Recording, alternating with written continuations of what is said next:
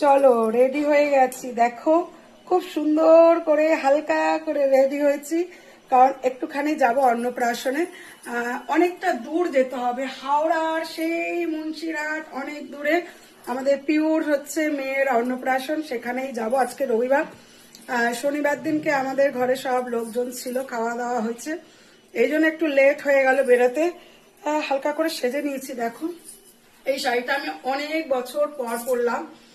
আর এই যে চুড়িগুলো দেখছে, এই চুড়িগুলো আমাকে গুড়িয়া দিয়েছে। গুড়িয়া চুড়িগুলো আজকে পরেছে আমি, দেখ কত ভালো লাগছে। যা ছিল হাতের সামনে যেটুকু ছিল সেটুকু দিয়ে সেজেছি, মানে রেডি সেরকম ভাবে রেডি করে রাখতেও পারিনি। চলো সবাই দেখো কেমন লাগছে বলো। এখন গাড়িতে বসবো, চুলটাকে এরকম টিক্কির মতন বাঁধবো, বেঁধে চলে যাব। এই দেখো আমরা অনেকেই যাচ্ছি, আমার ননদ যাচ্ছে, আমি যাচ্ছি, আমার বর যাচ্ছে, আমার মেয়ে যাবে না, ওর অনেকগুলো যে ক্লাস আছে ওই জন্য আজকেও যেতে পারবে না। তারপরে আমার মেজো ভাসুর, ওর বউ, সবাই মিলে একসাথেই যাচ্ছি। এখন বেরাবো, ঘড়িতে বেজে গেছে 11টা বেজে গেছে, আরো সকাল সকাল যাওয়ার কথা ছিল কিন্তু কি করব, লেট হয়ে গেছে।